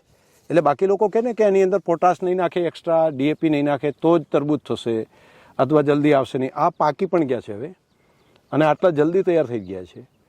અને એનું કારણ માત્ર પ્રકૃતિનું ધાવણ ધાવીને તૈયાર થયા છે. અમે જીવામૃત અને છાણ સિવાય એની અંદર બીજું કંઈ નથી નાખ્યું. ઘન જીવામૃત અને બંને ગાયનું જે ગાયના ગૌમૂત્રમાંથી બનાવેલું જે છાણ છે એ ધરતીની અંદર નાખ્યું. એની અંદરથી જ આ તૈયાર થયા છે બધા. એટલે મિત્રો, ગાય પણ માતા છે અને ધરતી પણ માતા છે. બંને માતાના શરણે જતા રહીએ એટલે મને લાગે છે ખોટનો ધંધો ખેતી નહીં રહે. ના, આને કારણે તમે જોજો, આ બાકીના જે તરબૂચ હશે ને થોડા દિવસમાં બગડી જાય છે. અમારા આ છે લોંગ ટર્મ ચાલશે. તોડ્યા જ્યારે તૂટી જશે ને એ પછી પણ એને એવું નહીં થાય 24 કલાકમાં વાપરી દો નહીં તો એક્સપાયરી ડેટ થશે, એવું નહીં થાય. ખાસા બધા અઠવાડિયા સુધી એને ખાઈ શકાય. અને મીઠાશ તો અદ્ભુત છે. એને ખાવ એટલે મોની અંદરથી પાણી આવે તમારે. બહુ સરસ છે. હું તમને આજે ખવડાવીશ. ત્યાંથી આપણે લઈ જઈએ છીએ ને. ખોટનો જે ધંધો છે ખેતી, એના માટે જવાબદાર તો અલ્ટિમેટલી રાસાયણિક ખાતર અને જંતુનાશક દવા જ છે. એની જમીનને આપણે બગાડી નાખી. બીજું, ખેતીમાં સૌથી વિષય એ રહ્યો કે છેલ્લા 25-30 વર્ષથી એવું ચાલ્યું કે જે છોકરો થોડો ઘણો ભણેલો હોય, દીકરો, એને ક્યાં કે નોકરી શોધી લે, અથવા શહેરમાં જતો રહે, અથવા ધંધામાં જતો રહે. અને મારા જેવો જે સૌથી ભોળો હોય એ બિચારો ખેતી કરે. એ ઉલટું થયું. તો ખરેખર આમાં તો સૌથી વધારે જે હોશિયાર હતો એને ખેતી કરવાની જરૂર હતી. ખેતી મજૂરીનો ધંધો માત્ર માની લીધો એવું નથી, ખેતી મેનેજમેન્ટનો વિષય છે. હમણાં મારા ખેતરમાં આ અમે પ્લાસ્ટિકની વચ્ચે ડ્રીપ પાથરેલી છે, અને એની અંદરથી આ બધું નાખેલું છે. મારે તે ઇઝરાયલના હમણાં એક સાયન્ટિસ્ટ આવ્યા. હું ઇઝરાયલ ગયો હતો ત્યારે એમની સાથે અમે દોસ્તી કરી છે. તો એ વર્ષની અંદર 2 વખત એ આવે, હું પણ જઈશ ત્યાં. તો એમને મને જોઈને કહ્યું અને પાંદડો જોઈને કહ્યું મને કે તમારું ડ્રીપ છે ને એ છોડના થડમાં જે નાખ્યું છે એની જગ્યાએ તમે દૂર કરેલું છે. આની અંદર એટલો ક્ષાર એ થડના મૂળમાં આવ્યો છે, એક ક્ષાર તમારા પાંદડા ઉપર બાજી ગયો છે. ઓકે. હવે આ આપણને ખબર જ નથી, એટલે એમ થાય કે આવો વિકાસ કેમ નથી થતો, ઇઝરાયલમાં કેમ વિકાસ થાય છે. એને કહ્યું કે એના મૂળમાં પાણી નાખો તો ક્ષાર જે હશે તમારો દૂર જતો રહેશે. બિલકુલ સીધી વાત હતી, એટલે મૂળમાં જવાની જરૂર છે. એટલું. પછી મને કીધું કે તમે જે આની અંદર નાખો છો એ એક છોડને લગભગ 1.5 લીટર જેટલું પાણી નાખો છો. આ જે પાણી મૂક્યું છે ને મેં કેટલું એને કેલ્ક્યુલેશન કરીને આવ્યું. મને કે આને જરૂર છે 40 ગ્રામની અને તમે 1.5 લીટર પાણી આપી દીધું છે. એટલે પણ જમીન બગડે છે. મેં કીધું આ તો હું 1.5 લીટરની વાત કરું છું, બાકી તો અમે ખુલ્લા મૂકી દે છે બધા ખેતરની અંદર છૂટે છૂટું, અને છોડ તો પીવે, બાજુ બધી જમીન પીવે છે. તો આપણી ઇરિગેશનની જે સિસ્ટમ છે એને પણ ઠીક કરવી પડે એવું છે. એટલે જે રીતે માર્કેટિંગનો વિષય જેવડો મોટો છે ખેડૂત માટે, કે માર્કેટ તૈયાર કરેલી પ્રોડક્ટ છે એનો યોગ્ય ભાવ નથી મળતો, એના માટે જેટલું મથવું પડે એવું ને એવું મથવાનું કામ, એનું વેલ્યુએશન કરવાની વ્યવસ્થા કરી, એવું જ આ કામ પણ કરવાની જરૂર છે. આ કરવું, અને ખેડૂત જોઈને શીખે છે. એકબીજાએ જોયું કર્યું તો એની સફળતા જોઈને બીજો કરે. તો એમાં કેટલાક સક્સેસ મોડલ બનાવવા જોઈએ, અને જે જાગૃત ખેડૂતો છે, એક્ટિવ ખેડૂતો છે, એ લોકોએ આને કેલ્ક્યુલેશન સાથે વ્યવસ્થા કરવી પડે. મોટાભાગે નેગેટિવનેસ શું આવે છે, ભાઈ એ તો કરે, હા શંકરભાઈ જોડે એની પાસે પૈસા છે એટલે એને કર્યું છે, આમ કરીને ત્યાંથી પૂરું કરે. પરંતુ આ પૈસાથી નથી થતું આ કામ, જીરો ખર્ચ, આ જીરો ખર્ચથી થયું છે. આની અંદર હું કહું છું ડ્રીપ પહેલેથી નાખેલું હતું, ખાલી અમે આ ખર્ચો જે કર્યો છે આ પ્લાસ્ટિકનો કર્યો છે, એ અમારી પાસે 20,000થી વધારે નથી થયું. અને સામે રાસાયણિક, અને આ 3 સિઝનમાં કામ આવશે. રાસાયણિક ખાતરને બધું નીકળી ગયું, એ ખર્ચો બાદ જંતુનાશક નીકળી ગયું, કંઈ પણ કર્યા સિવાય તૈયાર થયું. તો ખેડૂત ફાયદામાં છે ને, સમજી લે તો. નુકસાન નથી, ફાયદો છે. પણ ભરોસો પડવો પડે. હું કહું છું બધું એકસાથે બધું ના કરો, પરંતુ તમે કમસે કમ જેની પાસે 4 વીઘા જમીન છે તો 1.5 વીઘોની શરૂઆત કરો ને. 1.5 વીઘો કરશો તો પણ બહુ મોટું. અને જમીનના પટ્ટા આપણે વધારે છે સૌરાષ્ટ્રની કમ્પેરેટિવલી, તો તમે કીધું એમ જો સૌરાષ્ટ્રમાં માનો કે 5 વીઘા એટલે વધારે ગણાય છે, ત્યાં 1 વીઘાથી શરૂઆત થાય, 1.5 વીઘાથી કરો, અહીંયાથી 5 વીઘાથી થઈ શકે. હા બરાબર છે. બીજું મિત્રો, ઇઝરાયલ જોડેથી આપણે એવું શીખીએ કે મૂળ સુધી જઈશું ને આપણે, હા, તો ખેતી કરી શકાશે. અને ઇઝરાયલ પાસેથી આપણે એ પણ શીખીએ કે ખેતી જ્યારે તમે કરો છો તો દિલથી કરો, અને જ્યારે ખેડૂત પોતે જ એનો વૈજ્ઞાનિક બનશે ને શંકરભાઈ, મને લાગે વધારે સારું છે. એ જ છે. ત્યાં એ લોકોની પાસે હું ગયો, ઇઝરાયલે એ જ કર્યું છે. માત્ર યુનિવર્સિટી ઉપર આધાર નહીં રાખ્યો, યુનિવર્સિટીમાંથી જે નોલેજ હતું એ તો જોયું, પણ સાથે સાથે પોતે R&D કરતા ગયા, એ સુધારો કરતા ગયા, શીખતા ગયા. ત્યાં આગળ 30% ઇન્કમ ટેક્સ છે ખેતી ઉપર. અને મેં ખેડૂતને જઈને પૂછ્યું કે ટેક્સનું શું, તમે ચોરી કરતા છો મિલકત? નહીં, એક પણ રૂપિયો અમે ઓછી આવક ન બતાવીએ. અને પાણી ક્યાં છે, તો પાણી એની પાસે છે ને, દરિયાનું પાણી છે ને, મીઠું બનીને ટીમ્પુ આવે ને એ પાણીથી છે, એના ટેક્સ ભરે છે, એના પૈસા આપે છે. પરંતુ એની નવી જનરેશને આ બાબત એની પાસેથી શીખવા જેવું તો છે જ. એમ મેં પ્રત્યેક જોયું છે, પછી હું કહું છું કે એની પાસેથી ખરેખર શીખવા જેવું. કઈ રીતે આગળ વધ્યા, કઈ રીતે એને દુનિયા ઊભી કરી. રણની અંદર મેં એને હળદર ઉગાડતા જોયા બધાને. રણની અંદર એ લોકોએ ચારે બાજુ ધૂળ એટલી ચડતી હોય ને કે આપણા છોડ બધા ઢંકાઈ જાય, તો એને ગ્રીન નેટ કરીને પણ એમાંથી શાકભાજી કરીને દુનિયાને વેચવાનું. રોજે રોજ એરપોર્ટની વ્યવસ્થા ત્યાં આગળ પહોંચાડી દે એરપોર્ટ ઉપર, અને રોજનું કામ કરી નાખે. પણ 12-14 કલાક કામ કરે છે બધા. એવું નથી કહેતા કે હું આંટો મારી આવું. મેં એમને કીધું કે તમારું ઇન્સ્ટાગ્રામ બતાવો, કે ઇન્સ્ટાગ્રામ અમારે કે ના હોય. મેં તો પછી તમે રીલ ક્યાં જુઓ કે એ કામ અમે નથી કરતા, એ બાકી કરશે. તો આપણે બધા મોટાભાગના ઇન્સ્ટાગ્રામ રીલ ને એ દુનિયામાં છે, એ લોકો કામ કરી રહ્યા છે, મજૂરી કરી રહ્યા છે. એક આ છોડ તમને બતાવું. આને આપણે ગામડામાં પહેલાં નાના હતા ને ત્યારે તમે આ છોડ જોયો હશે. આ હમણાં તમે નેટ ઉપર જોશો ને, આ મેં વાયો નથી, ઉગ્યો છે એમને. આને પહેલાં છાલ પોપડા અમારે ત્યાં કહેતા, ખાતા. અંદર પીળા કલરનું પેલું આવે, ખટ મીઠા પેલા આવે. આ જે છે ને આને યલો બેરી કહે છે લોકો. અને આની ન્યુટ્રિશન વેલ્યુ તમે નેટ ઉપર જોશો તો અદ્ભુત છે. એ 100 ગ્રામના તમે જોશો 300-400 રૂપિયા હશે, અને અત્યારે માર્કેટમાં વેચાય છે. અને આપણે મિત્રો ખેતરમાં ગમે ત્યાં ઉગી જતા હતા, અને આને આપણે ઘાસ માનતા, અને આજે પણ માનીએ. અમારે આને નિંદામણ સમજ્યા હશે બધા કે આ નિંદામણ છે, પણ મેં કઈ વચ્ચે આવ્યો તો મેં કીધું આને રાખો, આનું બિયારણ થવા દો, આ નાશ ના પામવું જોઈએ. આમાં ન્યુટ્રિશન ખૂબ સરસ છે, અને આનું સેલિંગ પણ શક્ય છે. હા, વેચી શકાય. નેટ ઉપર તમે જોશો તો વેચાય છે અત્યારે ખૂબ. ઓનલાઈન કોઈની પાસે માલ અત્યારે પડ્યો નથી. જેટલી કંપનીઓ છે એને જે બનાવે છે, નાના નાના સ્ટાર્ટઅપો કર્યું છે, કોઈની પાસે માલ પડતો નથી. ખૂબ સારું ન્યુટ્રિશન આની અંદર મળે છે અને જેથી પાકવું હશે ને તો એમાં પૂરું પાકેલું પણ હશે. મિત્રો જે ખેડૂત છે ને તો ખબર પડી જ ગઈ છે, કારણ કે મોટાભાગે આપણા ખેતરના શેડે થતા અને આ ખાતા આપણે. અને બહુ ટેસ્ટી છે, તમે ખાઓ. શંકરભાઈ ખાધું તો મને અહીંયા સુગંધ આવે. એકદમ સરસ, એમ ખટ્ટું મીઠું એટલું સરસ લાગે છે. પાકું હશે ને જે સૂકું એ ખાશો, સૂકું જો ખાશો તો એકદમ મીઠાશ બહુ સરસ આવશે તમને. ન્યુટ્રિશનનું પ્રમાણ આમાં વધારે છે, બહુ સરસ છે. પ્રોટીન મિનરલ્સ બધું છે. જે બિલકુલ સૂકું હશે ને એ પાકું હશે મેં જે ખાધું ને.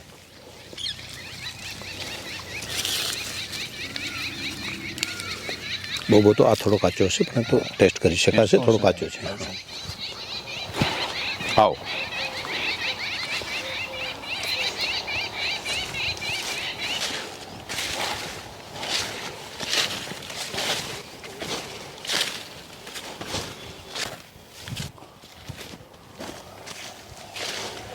ત્ર્યંબકમ યજામહે સુગંધિમ પુષ્ટિવર્ધનમ ઉર્વારુતમેવ બંધનમ મૃત્યુ મોક્ષી યમામૃતમ. તો આ મંત્રની અંદર બધાને એવું લાગતું હશે કે આ લાંબા આયુષ માટેનો મંત્ર છે, પરંતુ તેનો અર્થ તમે જોશો તો એ આવે છે કે જીવન મને એવું આપ કે જે રીતે વેલા ઉપરથી પાકી થયેલી કાકડી અલગ થઈ જાય કોઈ પણ મુશ્કેલી વગર, તે પ્રમાણેનું મને મૃત્યુ આપ.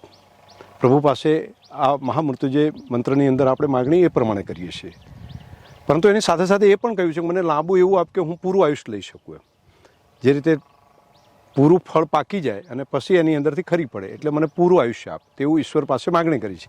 તો એ આના ઉપરથી જ છે. આ વેલા ઉપરથી જ્યારે પાકી અને કુદરતી રીતે એ ફળ એની ઉપરથી અલગ થઈ જાય તો એને ખોરાક તરીકે લઈ શકાય. તો આ કુદરતી રીતે અલગ થાય છે. એટલે કુદરતી રીતે આપણે એને અલગ થવા જ દેવું. એને અલગ થવા દેવું, એને તોડીને પેલું કરીને નહીં. એને એની રીતે પાકી જાય છે એ સીધું અલગ અહીંથી રડીને આવી જશે અને એ એની અંદર તમે જોશો તો એ અલગ જ હશે એની મીઠાશ. એટલે ખેડૂતોએ મિત્રો ધીરજ રાખવાની વધારે જરૂર છે. હા, ઉતાવળા આંબા ના પાકે, ઉતાવળા આંબા ના પાકે, એમ ટેટી પણ ના પાકે.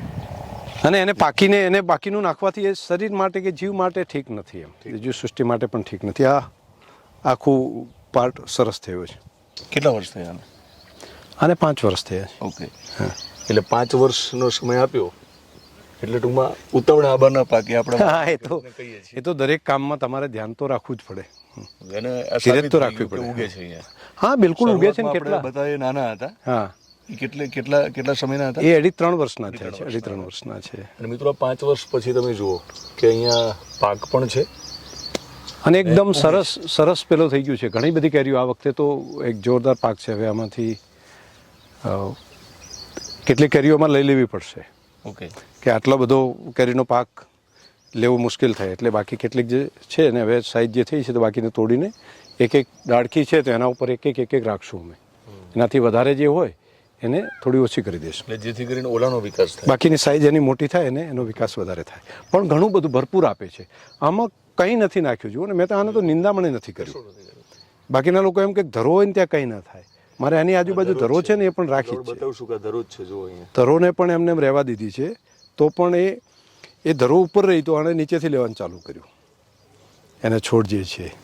અને બીજું ધરો રહેવાને કારણે અથવા તો બાકી ઘાસ રહેવાને કારણે ત્યાં ઠંડક રહી એટલે જે કાર્બન ગરમીમાં ઉડી જતો હતો, ગરમીના સૂર્યની ગરમીમાં, એ જ સંગ્રહાઈ રહ્યો. એ એનો ખોરાક થઈ ગયો. માઇક્રોને અહીંયા જીવતા રહ્યા તો એમને ખોરાક આપવાનું સતત આંબાને ચાલુ કર્યું. તમે જુઓ ને, હોય એના કરતાં વધારે સારું થઈ ગયું. ઇઝરાયલ જોડેથી ટ્રીમિંગનું પણ શીખવીએ. હા, એ લોકો એવું જ કરે છે. જે આખો આંબો છે ને મોટો વિશાળ ના થવા દે, એને દર વર્ષે ઉપરની જે ડાળીઓ છે એને કાપી નાખે એટલે એનો ગ્રોથ તમે જો ઘટાટોપ આમ ચારે બાજુ થઈ ગયો છે પણ બહુ હેવી ઉપર નથી જવા દીધો. એને સૂર્યપ્રકાશ જોઈએ છે, મળી રહેશે, ન્યુટ્રિશન મળી રહેશે અને આટલો નાનો છે તો પણ કેરીઓ બીજા કરતાં વધારે સારી મળશે. અને તે મોટા ભાગે આવું જ કરે છે આ લોકો, એને ચારે બાજુથી કાપી લે છે. એટલે ટૂંકમાં ઇઝરાયલમાંથી આપણે એ પણ શીખીએ કે બહુ વધારે પડતું મોટું થવું પણ જરૂરી નથી. હા, અને ભાર ઓછો કરો. હા, તો જે કંઈ છે ફળી મોટું થશે. બીજું આપણે ત્યાં જે વાવાઝોડું આવે છે, પવન વધારે થાય છે ત્યારે મોટા ઝાડ હોય છે ને પડી જાય છે. ઓકે. તો આ એક નાનું ગ્રોથ સાથે પેલું રાખો તો એને એ ટકી રહેશે અને કોઈ મુશ્કેલી નહીં. બીજું ફળ તોડવામાં પણ સરળતા રહેશે, ઉતારવામાં પણ સરળતા રહેશે. અને જોઈએ થડ મજબૂત છે અને સૂર્યપ્રકાશ મળે છે તો નીચેથી અને સૂર્યપ્રકાશ બેમાંથી જ ખોરાક મેળવે છે. ઉત્પાદનમાં કંઈ જ ફરક નહીં વધશે. બીજું શું કરે, ઘણા બધા ખેડૂતો એવું કરે કે આ બધી કેરી આવે ને બધીને રાખે. તો એવું નહીં કરવાનું. તમે એક ડાળી ઉપર તમે એનું વજન છે તો એક જ રાખો, બીજી આ 4-5 છે તો એને કાઢી લો. તો આ એકની સાઇઝ છે ને એવડી મોટી થઈ જશે કે બીજા કરતાં જે મળે છે એના કરતાં વધારે આવક આમાંથી તમને મળી શકશે. સાઇઝ મોટી મળશે, મીઠાશ વધારે આવશે, શાઇનિંગ એ સરસ હશે.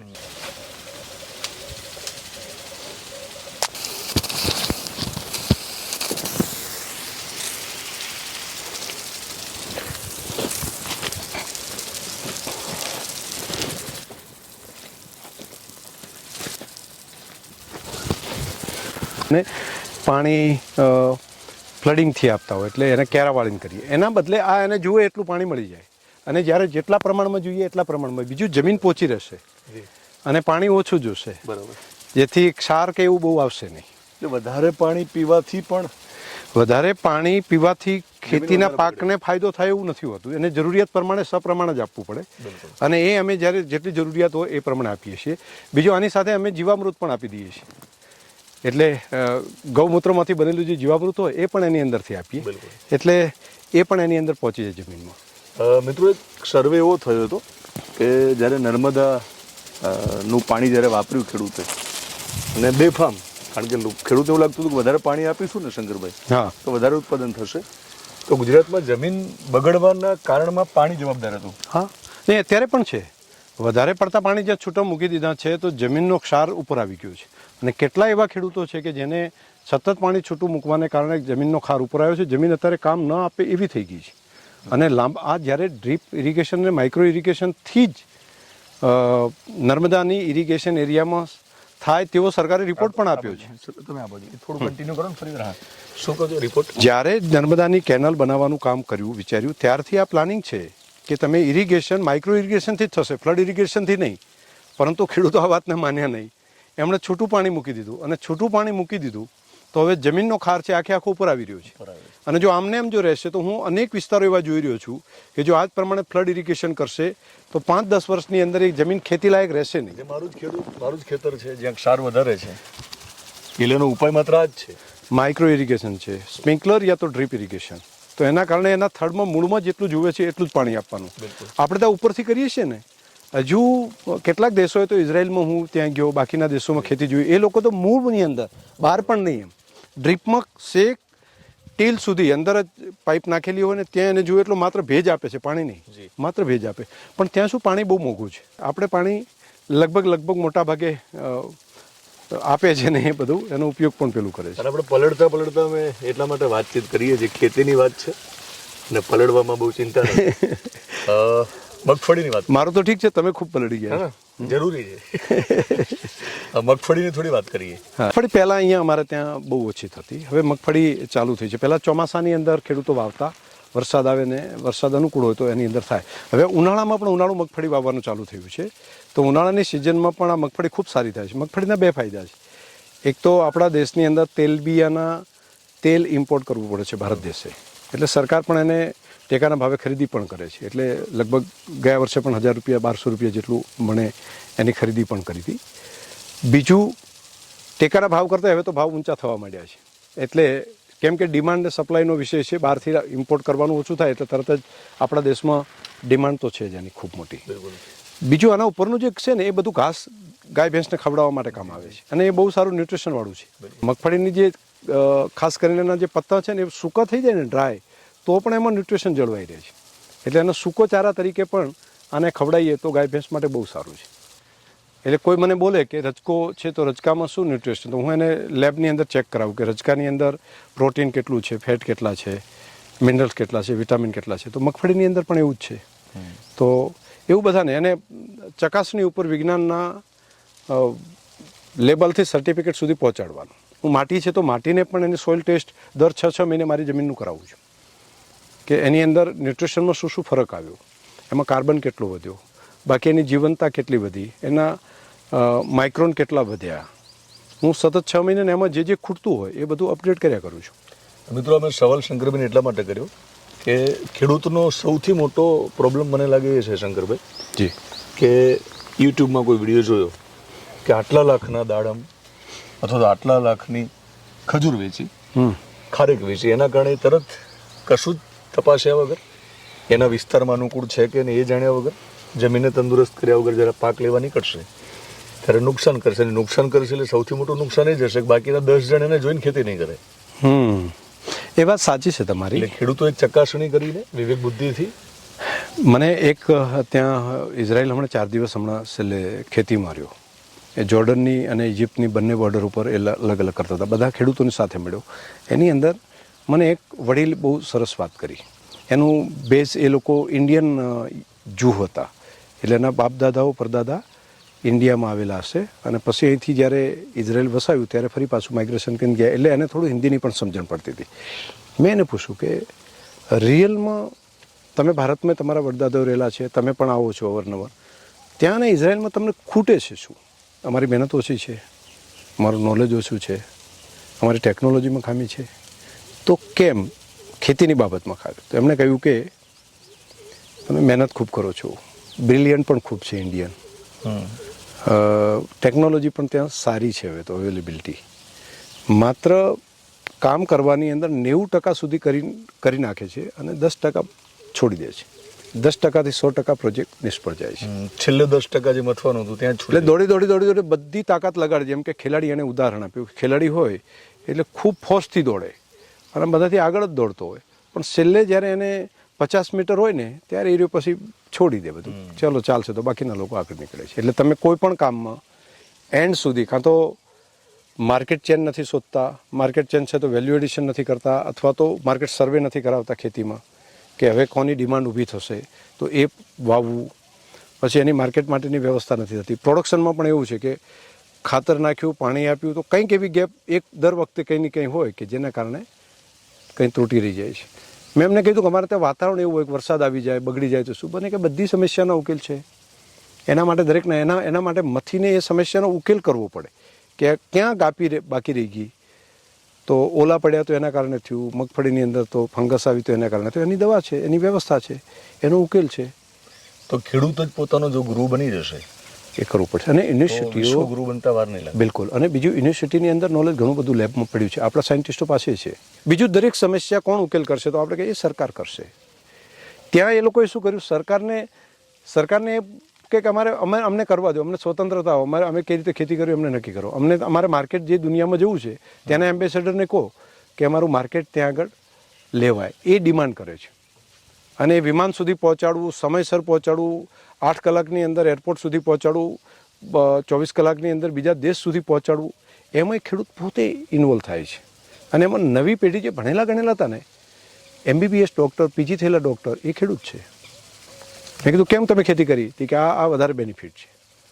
કે આ એક જ ફિલ્ડ એવું છે કે જેમાં ભણેલા ગણેલા લોકો બહુ ઓછા આવ્યા છે, એટલે અહીંયા કોમ્પિટિશન ઓછી છે, એટલે અહીંથી જે આગળ વધશે એ દુનિયાની અંદર સૌથી આગળ થશે. એટલે અમે ભણેલા લોકો જેટલા વધારે છે એ બધાને અમે ખેતી તરફ આકર્ષ્યા છે કે દુનિયાની અંદર બહુ ઓછા ભણેલા લોકો છે એ ખેતીમાં છે, તો તમે વધારે ભણેલા ટેલેન્ટ હશો તો એની અંદર માર્કેટ હોય, ચેન હોય, એ લોકોની થિયરી આવી છે. પરંતુ તેની સાથે સાથે ખેડૂતોએ સજાગ થવું પડશે. હું મારા ખેતરમાં શું નાખી રહ્યો છું, હું મારા ખેતરમાં એની અસર થશે, આડઅસર કેવી થશે? જે રીતે આપણા શરીરમાં કોઈ દવા કહી દે કે આ તમે ના ખવડાવી દો, તેની આડઅસર શું થશે એ તો આપણે જોઈએ ને.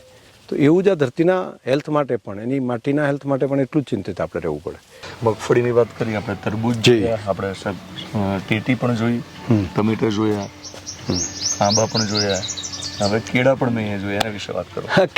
કેળાના જે છોડ છે એ અમે કેટલાક છોડ અહીંયા વાવ્યા છે, અને એ નાના એલચી કેળા કહેવાય ને, એ છે. સામે પણ તમને કેળ દેખાય છે, અહીંયા પણ જે છે આજુ આ ગરમીની સિઝનમાં પણ આ છોડ છે એ કેળા એકદમ આવી ગયા છે. નાના જે એલચી કેળા આવે ને એ અહીંયા ડેવલપ કર્યા છે, અને બિલકુલ કોઈ ખાતર કે નીચે કંઈ નાખ્યું નથી, પ્રાકૃતિક રીતે તૈયાર થયા છે, અને એ જ રીતે આખી લૂમ આવી છે. અને આ લૂમમાંથી જે પ્રમાણે કેળા એક એક પાકા થઈને નીચે પડતા જાય એ જ તે લેવાના. એક પાકું થતું જશે એને અમે લઈ લઈશું, અને એ જ પ્રમાણે જ્યારે આવે ત્યારે એને ખાઈ શકાય. આવું ઘરની બાજુમાં પણ કરી શકાય. બધા પોતાના ઘરની બાજુમાં કેળનું પેલું રાખે તો આજુબાજુમાં થઈ શકે. આમાં કોઈ જંતુનાશક દવા, કોઈ કંઈ કર્યું નથી, માત્ર પ્રાકૃતિક રીતે તૈયાર થયું છે. અને જુઓ, પાન પણ કેટલા સરસ છે કેળના.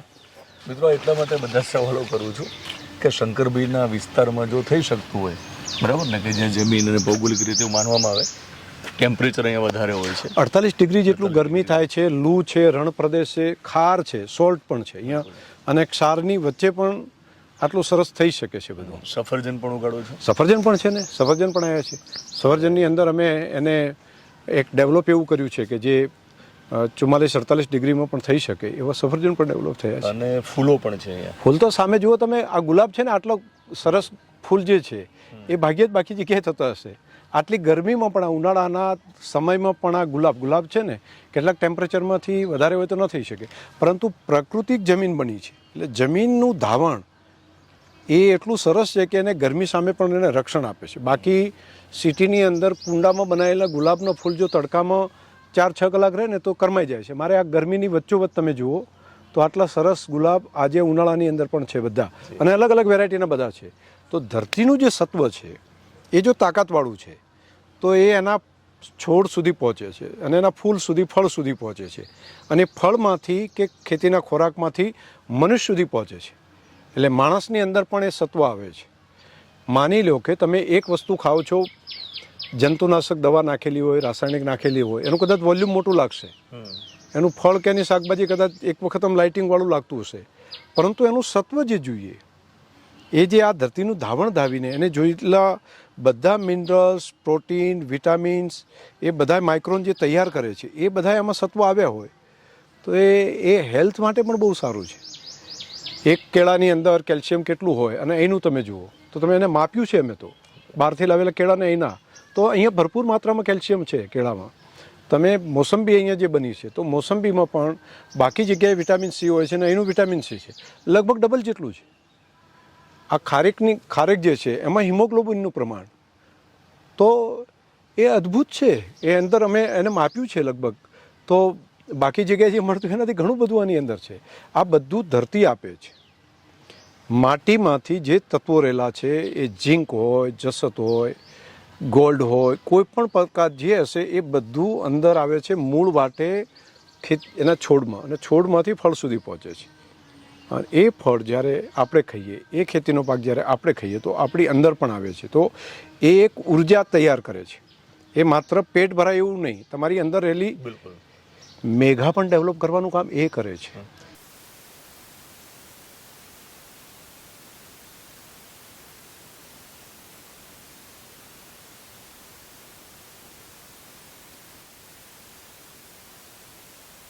સર, એક થાળી છે આપણી યારી, તો આ થાળીમાં આપણે ગાય માતા માટેનું પણ ભોજન વાવ્યું છે, એના વિશે વાત કરશો. અને બીજું જમીનનો સદુપયોગ પણ કર્યો છે કે અહીંયા એક તો છે જ પાક અને બીજો પાક પણ લીધો છે.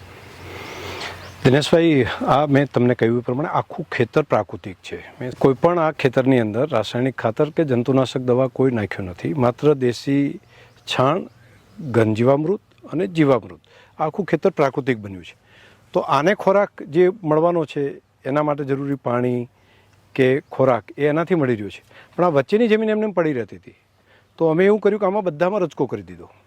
તો એ ગાય માટેનો ખોરાક છે. અને આ લગભગ 5 વીઘા જેટલા વિસ્તારમાં માત્ર રજકો અને ઉપર ખજૂર, આ બંનેનું અમે મિશ્રણ કર્યું છે. આ એકબીજાને બંને ઉપયોગી છે. કેવી રીતે? દાખલા તરીકે એક તો મારો જે આ રજકો છે એમાં પ્રોટીનની માત્રા ખૂબ મોટા પ્રમાણમાં, સૌથી સારા જે ફૂડ કહેવાય એની અંદર ગાય માટે રજકો એક આવે છે, જેની અંદર 16 થી 18% જેટલું પ્રોટીન હોય છે. એટલે એની હેલ્થ માટે સૌથી વધારે ઉપયોગિતા છે. એમાં ફેટ, મિનરલ્સ બધું વધારે છે. બીજું એવું છે કે આ નેચરલ થાય છે, એના માટે કંઈ વિશેષ મારે કંઈ કરવાની જરૂર નથી. આ આજે વાયો છે 3 વર્ષ સુધી આમનામ રહેશે, અને એને હું વાઢીને તે ગાયને ખવડાવી શકાશે. આ હવામાંથી નાઇટ્રોજનને સ્વીકારીને એની ગાંઠ બનાવે છે જમીનમાં રજકો. હવે એની જે ગાંઠો છે એમાંથી નાઇટ્રોજનને ભેગો કરે છે. એ નાઇટ્રોજનને અહીંના જે પેડ છે, જે ડેટ્સ પામના, જે ખજૂરના છે, એને નાઇટ્રોજન જોઈએ છે, તો એ ગાંઠમાંથી નાઇટ્રોજન લઈ લેશે. એની જડો નીચે સુધી પડેલી છે, તો એ આને મળી લેશે. એટલે મારે કોઈ એમાં યુરિયા નાખવાની જરૂર નથી, મારે કોઈ ડીએપી નાખવાની જરૂર નથી. હવામાં છે એને લભ્ય સ્વરૂપે ગાંઠમાં લઈ જશે, એમાંથી આને પહોંચાડશે, એટલે એનું ફળ ખૂબ સારું આવશે. આ એકબીજાના પૂરક છે. બીજું, આનો થોડો છાંયો આવે છે. એટલે હવે આ ગરમીના સમયમાં એટલા બધા પ્રકાશની આને જરૂર નથી, તો આના ઝાડવાના જે આ છાંયો છે એટલે બળી પણ નહીં જાય. ઉનાળાની ગરમીમાં જે બળી જાય તો એ બળવાની પણ શક્યતા અહીંયા આગળ ઓછી આના કારણે થાય છે. આ બંનેનું સરસ છે. એટલે ગાય માટેનો ખોરાક મળી જશે, આમાંથી ફ્રૂટ મળી જશે. બીજું, ઉનાળાની ગરમીમાં આ તપેલું ના રહે જમીન તો એના માઇક્રોન જીવંત રહેશે. એટલે એની અંદર કામ કરતા જે જંતુઓ છે એ કોઈનું મૃત્યુ નહીં પામે. મોટા ભાગે આપણે શું કરીએ છીએ, ઉનાળામાં જ જમીનને ખેડી નાખીએ છીએ. તો ખુલ્લી જમીન થાય એટલે એમાં રહેલા માઇક્રોન, લગભગ 800 માઇક્રોન બધા મૃત્યુ પામે છે. એટલે જમીનની જે ફર્ટિલિટી જે જોઈએ એ નાશ પામે છે. તો સરજી ખેડ કરવી પડે છે, એ તો કરવાની જ ને. તમે ખેડ જરૂરિયાત પૂરતી કરવાની, આખી જમીનને પોચી નહીં કરી નાખવાની. ઓકે. એને એવી નહીં કે ખુલ્લી નહીં કરી દેવાની. ખેડ કરો તો પણ એને કોઈનો કોઈ ઘાસ કે પાંદડા એનાથી ઢાંકી રાખવી પડે. સૂર્યપ્રકાશથી એને બચાવવી જોઈએ. તો પછી ખેડ કરીને તરત ગાયોનું ભોજન જેને કહીએ છીએ એ વાવી દેવું જોઈએ. ગાયોનું માત્ર ને, જેને આ બાગાયતી પાક છે તેના માટે આ કરવું જોઈએ. બાકીનું જે હોય ત્યાં કંઈ ના હોય તો સૂકા પાંદડા ઢાંકીને રાખવી જમીનને. ઉનાળાની ગરમી સીધી જમીન ઉપર ન આવે, એ જમીનની જીવનતા માટે ખૂબ જરૂરી છે. બહુ ઓછી ખબર છે. મોટાભાગની જમીન એમનેમ જ ખુલ્લી હોય. અમે પણ એવું જ કરતા હતા. ખાસ કરીને એમ કહેતા કે વધારે તપવા જો તો વધારે આવક મળશે અથવા વધારે ખેતીનો પાક થશે. હજુ પણ ખેડૂતોની માન્યતા એવી છે. એ શેના કારણે થાય છે? જે વર્ષે તમે જમીનને ખેડો ત્યારે નીચેની જમીન ઉપર આવી હોય, એટલે જે માઇક્રોન જે નીચે હતા, જે જમીન સારી હતી એ ઉપર આવી. તો એક વર્ષ માટે પાક સારો થાય, પણ બીજા વર્ષથી એનું નુકસાન થવાનું ચાલુ થઈ જાય. બીજા વર્ષથી જે એના માઇક્રોનની સંખ્યા જે હતી એ ઘટી ગઈ, એના જે મિત્રજીવો હતા એ નાશ પામ્યા, તો પછી બીજા વર્ષથી એનું આવક ઘટવાનું ચાલુ થઈ જશે. એટલે આપણે એને બચાવી રાખવી પડે. જરૂરિયાતથી વધારાની ખેડ કરવાની જરૂર રહેતી નથી. વધારે ખેડ કરવાથી વધારે મળે એવું નથી, વધારે પાણી મૂકવાથી વધારે મળે એવું નથી. જરૂરિયાત પૂરતું કરો. એને કેટલી જરૂર છે, ભેજની જરૂર છે તો ભેજ જ આપો. મિત્રો, ખેડૂત શંકરભાઈને મળવાથી ફાયદો એ થયો છે, જે સીધો ફાયદો છે. તમે એની અમલવારી કરશો અને પછી ઉત્પાદનમાં જે ફાયદો દેખાશે પછીની વાત છે, પણ શું ન કરવું એ જ્યારે ખબર પડી ગઈ છે ને, એ મને લાગે ખેડૂત ફાયદામાં જ રહેવાનો છે. બિલકુલ સાચી વાત છે. હું અત્યારે ખજૂર એમને એમ થતી હતી. હું આ ગાયને ખવડાવવા માટે ખોરાક 10 થી 12 લાખનો બહારથી લાવવો પડતો. હું બહારથી લાવીને વ્યવસ્થા કરું. એની જગ્યાએ આ વ્યવસ્થાને કારણે એનો ખોરાક, અને તમે હેલ્ધી ગાયને જોઈ તો આટલી તંદુરસ્ત ગાયો એ આ રચકાને કારણે થઈ શકી છે. એનું કટિંગ કરીને રોજે રોજ ત્યાં મૂકીએ. અને આમાં પહેલાં મજૂરી કામ વધારે હતું, હવે અમે નાનું મશીન ડેવલપ કર્યું છે. તો રચકો કાપવાનું પણ એક જ વ્યક્તિ હોય તો એ 50 જેટલી ગાયોનું ખોરાક તૈયાર કરીને મૂકી દે છે. વધારાનું કંઈ નથી, ખાલી યોગ્ય વ્યવસ્થા કરવાની. અમે ત્રીજું કર્યું છે કે રચકાની વ્યવસ્થા તો કરી, પણ હવે તમે જોશો તો ઉનાળાની અંદર ખજૂરના છોડની બાજુમાં કારેલા અને કંકોડા એ બંનેની ગાંઠો દેખાશે તમને. જેવો વરસાદ ચોમાસામાં પડશે એટલે કંકોડા અને કારેલા તૈયાર થશે. એને ચડવા માટે, વેલા માટે એને કંઈક વાડ જોઈએ. તો આ જે છોડ છે, જેવી અમે ખારેક લઈ લેશું તરત એની અંદર કારેલા અને કંકોડા તૈયાર થઈ જશે. અને એની અંદર બાકી જગ્યાએ એના કરતાં વહેલા કંકોડા અને કારેલા બંને ઓટોમેટિક આવી જાય છે. અને જેટલા છોડ છે, એક નવી ત્રીજી જે કહેવાય વ્યવસ્થા એ એની અંદર બને છે. તો આ નાનું નાનું કામ કરવું પડે. એના માટે યોગ્ય સમયે એનું વાવેતર કરવું, યોગ્ય સમયે એની કાળજી રાખવી, અને શું શું ન કરવું, ખેતીમાં શું શું કરવું, એનું જો ધ્યાન આપણે રાખીએ તો ઠીક રહે. મિત્રો, સમજો ત્યાં સુધી ખેતી કરવી અથવા તો ગૌશાળા એટલે કે ગાયોનું સંવર્ધન કરવું એક બાળક મોટા કરવા જેવું જ છે. નાનું બાળક મોટું કરવું એવું જ કામ છે. બિલકુલ. એક મહેનત પણ છે અને એની અંદર શોખ હોય જેને એ કરી શકે છે. ખેતી ખાલી એર કન્ડિશન રૂમમાં બેસીને કોઈ વિચાર કરે તો એ થઈ ન શકે. એના માટે તમારે ધરતી ઉપર મહેનત કરવી પડશે, પુરુષાર્થ કરવો પડશે. ખેતીની અંદર તૈયાર થયેલો પાક જે માર્કેટમાં જે લોકો ખાતા હોય છે એમના માટે કહું છું કે આ કોઈ સહેલું કામ નથી. ખેડૂતો બહુ પુરુષાર્થ કરે છે. એ ગરમી, ઠંડી, વરસાદ એ બધું સહન કરીને એની અંદર એની જો કિંમત ગણવા જઈએ ને તો આપણે ખાઈએ છીએ એના કરતાં ઘણી બધી છે. તો એ તૈયાર કરેલું, અને એ પણ આવી ગરમીમાં કોઈ પણ માણસ શું કામ કરશે, આવી ઠંડીમાં કેમ કામ કરશે? અંદરથી એને પેશન હશે તો જ કરશે, નહીંતર નવી પેઢી ધીમે ધીમે ખેતીથી દૂર જશે. એક તો આ પાર્ટ છે. એટલે એને યોગ્ય પોષણક્ષમ જો ભાવ મળે, જે ખાસ કરીને વેલ્યુ એડિશન કરવાની વ્યવસ્થા કરે તો વધારે એક તો સારો રસ્તો થાય. અને બીજું લોકોને પણ એ સમજવું જોઈએ કે આપણે બાકીના વ્યવસ્થા હોય તો કપડાં સારા ફેશનેબલ લાવે, આવું પહેરવું, આવી ગાડીઓ લાવીએ, એની અંદર જે ખર્ચા કરતા હોય તો ખોરાકમાં ખર્ચો કરવામાં તકલીફ ના આવવી જોઈએ. કેમ? એ તો શરીર માટે સૌથી જરૂરી છે. તો ઉત્તમ ખોરાક જેની અંદર આપણી હેલ્થ, આપણી નવી જનરેશન છે એને પણ ફાયદો થાય, જેનેટિકલી પણ સારા ખોરાકથી સુધારો થઈ શકે. તો એવા ખોરાક આપણે ખાવું જોઈએ, આપણા પરિવારને ખવડાવવા જોઈએ અને એની સામે માત્ર કિંમત ન પૂછીએ. નહીંતર મોટા ભાગે કહે છે કે આટલું મોંઘું, તો કોઈ બ્રાન્ડમાં બનેલી વસ્તુ છે એને મોંઘી લાગે લોકોને. પિઝા ખાવામાં વાંધો નથી, પીઝા બનાવે તો 500-800 રૂપિયા આવે, પરંતુ સારું શાકભાજી, સારું ફળ, સારો ખેતીનો પાક, તો એની સામે કેમ 1 લાખનો આઈફોન લેવામાં વાંધો નથી. 1 લાખનો આઈફોન લે એનાથી કોઈ ફાયદો એને થવાનો આર્થિક સિવાય કોઈ ફાયદો નથી. અને આર્થિક ફાયદો થશે કે નુકસાન, આઈ ડોન્ટ નો.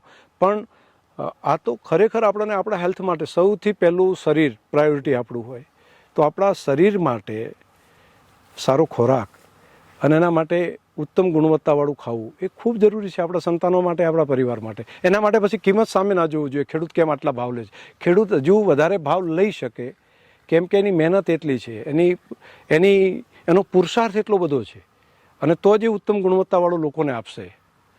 તો મિત્રો, શંકરભાઈ વારંવાર ઉત્તમ શબ્દનો પ્રયોગ કર્યો છે, અને આપણે ત્યાં એવું કહેવાતું કે ખેતી ઉત્તમ છે, પછી નોકરીની વાત આવતી, પછી વેપારની વાત આવતી. હા, બરાબર છે. પણ શંકરભાઈને મળીને એવી પણ ખબર પડી કે ખેડૂત તરીકે આપણે હાર્ડવર્ક જે કરવાનું છે ને એ તો ફિઝિકલી કરવું પડશે, કારણ કે ખેતી છે, પણ સ્માર્ટ વર્ક પણ કરીએ. સ્માર્ટ વર્ક પણ પહેલી માત્ર મજૂરીનું, પહેલા સમયમાં એવું બોલતા લોકો કે દિનેશભાઈ ખેતી એટલે મજૂરીનું કામ છે. હવે ખાલી મજૂરીનું નથી રહ્યું, ખેતી એટલે મહેનતની સાથે સાથે મેનેજમેન્ટનું કામ પણ થઈ ગયું છે. એટલે યોગ્ય સમયે જો યોગ્ય મેનેજ ન થાય, યોગ્ય સમયે વાવેતર ન થયું, યોગ્ય સમયે કાપણી ન થઈ, યોગ્ય સમયે એને જરૂરી બાળકની જેમ એનું જો એના પાકનું રક્ષણ પોષણ ન કર્યું, તો એની અંદર સફળતા એટલી ન મળી શકે. એટલે મહેનત અને મેનેજમેન્ટ બંને કરે. અને નવી જનરેશન છે, ખાસ કરીને વ્હાઇટ કોલર જોબની શોધ લોકો જે હોય છે, એમને મારે કહેવું છે કે આ એક બહુ મોટી ઓપોર્ચ્યુનિટી છે. અને એવું આપણે ના માની દઈએ કે આ કાલબાહ્ય છે. આવતીકાલ દુનિયાને સારો ખોરાકની જરૂર ઊભી થશે જ, અને એનો કોઈ ઓપ્શન ફેક્ટરીમાં માત્ર નહીં થાય, એ ખેતરમાં જ થવાનું છે. તો એના માટે અત્યારથી તૈયારી કરી દઈએ. અને હું જોઈ રહ્યો છું માત્ર 10 વર્ષના સમયગાળાની અંદર દુનિયાની અંદર જે સ્કિલ સાથે જે સ્માર્ટ એગ્રીકલ્ચર કરશે, યોગ્ય સમયે યોગ્ય વ્યવસ્થા સાથે ખેતી કરશે, એની વાયબિલિટી એકદમ વધી જશે. કેમ કે ડિમાન્ડ આજે કદાચ વિશ્વની અંદર સૌથી વધારે ફૂડ આ સદીમાં છે. છેલ્લા કેટલાય હજાર વર્ષમાં જશો તો સૌથી વધારે ફૂડની અવેલેબિલિટી છે, પણ ક્વોલિટી ફૂડ એ માટીની સેહત ઉપર આધારિત છે. જે 10 મોસંબીની અંદર કે 8 મોસંબીની અંદર જેટલું વિટામિન સી આજે મળે છે, આજથી 50 વર્ષ પહેલાં 1 મોસંબીમાં મળતું હતું. વોલ્યુમ વધી ગયું છે, પણ વિટામિન સી ઘટી ગયું છે. પ્રોટીન મગની અંદર 1 વાટકીમાં મળતા હતા, તે 4-4 વાટકી લો ત્યારે એટલું પ્રોટીન મળે છે. હવે ડિમાન્ડ બધાની થશે ક્વોલિટી ફૂડની, અને ક્વોલિટી ફૂડની દિશામાં આપણે મહેનત કરીને અત્યારથી પ્રિપેર રહીએ. દુનિયાને આ ડિમાન્ડ ઊભી થવાની જ છે. તો મિત્રો, અમે એક ક્વોલિટી ફૂડ અને ઓર્ગેનિક ફૂડ ખાવા જઈ રહ્યા છીએ. અમે બપોરે જમવાના છીએ, બપોરનું ટાણું થઈ ગયું છે જમવા માટે. પણ શંકરભાઈ વાત કરી એ પ્રમાણે હું સમજી ગયો છું કે જમીન જો ફળદ્રુપ હશે તો સારો ખોરાક તૈયાર થશે. તો સારો ખોરાક તૈયાર થશે, અને સારો ખોરાક તૈયાર થશે ત્યારે મને એવું લાગે છે કે ખેતી જે છે એ ફરી આપણે ગર્વથી કહેશું કે ઉત્તમ છે, અને તમે પણ કહેશો કે ગર્વ છે, હું ખેડૂત છું. જી હા, મને પણ ગર્વ છે કે હું ખેડૂત છું. એકવાર બોલો સ્માઇલ સાથે. મને પણ દિનેશભાઈ ગર્વ છે કે હું ખેડૂત છું.